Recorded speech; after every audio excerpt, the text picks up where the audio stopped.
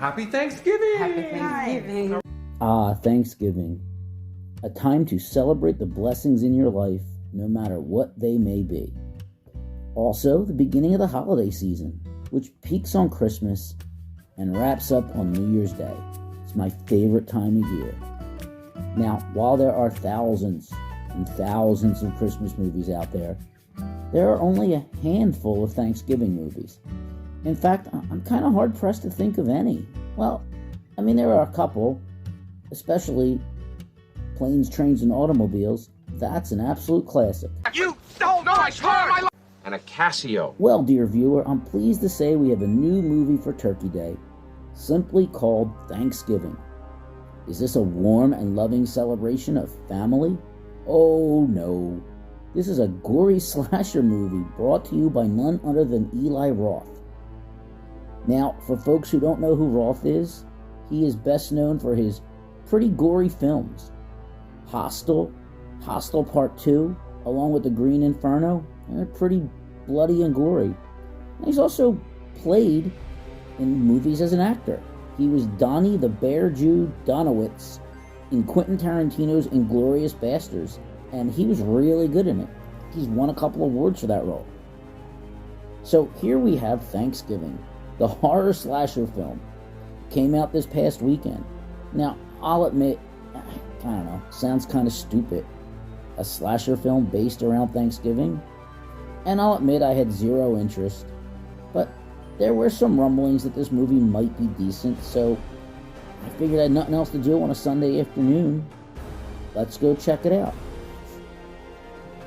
So, what do we have? Is this a stupid, generic slasher film where you just have blood and gore for the sake of blood and gore? Or is it something else? Something more? Well, before we get to that, let's talk a little bit about the plot for the movie Thanksgiving. So, funny enough, this movie was actually adapted from a fake trailer. Thanksgiving. 2007's movie Grindhouse was a two-part horror movie that Roth was involved in. And between the parts, they showed a couple fake trailers. This was actually the third movie based off of those trailers, the first two being Machete and A Hobo with a Shotgun. So, it's 2022 during Thanksgiving in Plymouth, Massachusetts. People are gathering outside of the Right Mart Superstore in preparation for a Black Friday sale. Jessica Wright, whose father Thomas owns the store, lets her friends Evan, Gabby, Scuba, and Yulia, and her boyfriend Bobby sneak inside the store early through a side door.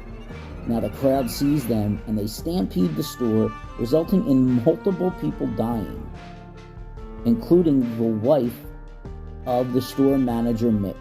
She is killed right in front of him in the mayhem. We fast forward 1 year, and Right Mart is preparing for another sale, despite the protests of Mitch, the store manager whose wife was killed, and several other residents. Meanwhile, Jessica and her friends are tagged in a social media post of a Thanksgiving table with their names around it. Then a waitress named Lizzie is attacked and killed by a figure dressed in black clothing wearing a John Carver mask.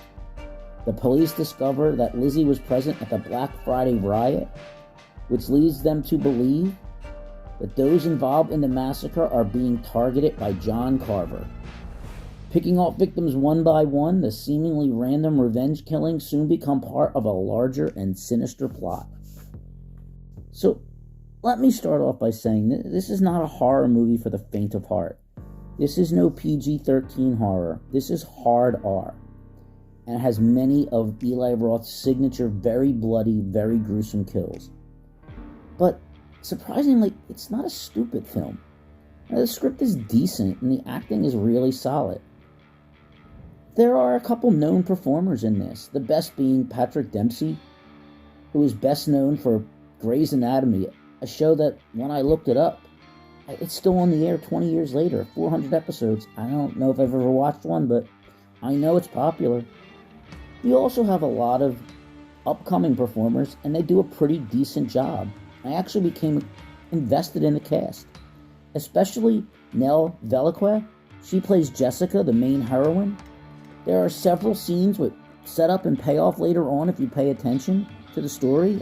It's not bad. Look, I'm not saying this is Shakespeare. It's a pretty basic plot. There's a bunch of one-liners in the film that are kind of corny. There are one or two times where a character says something and my thought was, they're just trying to get that to stick, to be the line that people remember. You know, like a "make my day" or a "I'll be back" type moment. Now, time will tell if that works, although I get the feeling that it will not. And yes, I'll admit that the whole thing is pretty absurd, the entire premise. And at times it is a bit over the top. But, you know what, if you go into this film with the right mindset, you're probably going to enjoy it. It's fun, it's not pretentious, it knows exactly what it wants to do. Now, it's definitely trying to make itself a classic type of cult movie, and again, time will tell if that happens. But I can see this movie being revisited around Thanksgiving by some people every year. So if you're looking for just simple fun, and if all you want to do is watch an assortment of teenagers and others get carved up in garish ways, then Thanksgiving certainly gets the job done. I would definitely recommend it for fans of gore in general and Roth in particular. Check it out. Who knows, it could become a new, fun, bloody Thanksgiving tradition. Well, that's it for me this week. Join me next week where I'll pontificate on whatever movie I see. Hit that like button, subscribe, leave a comment or a suggestion. Share this video with friends and enemies alike. And once again, I thank you for giving me your valuable time, and I'll see you next week. Take care.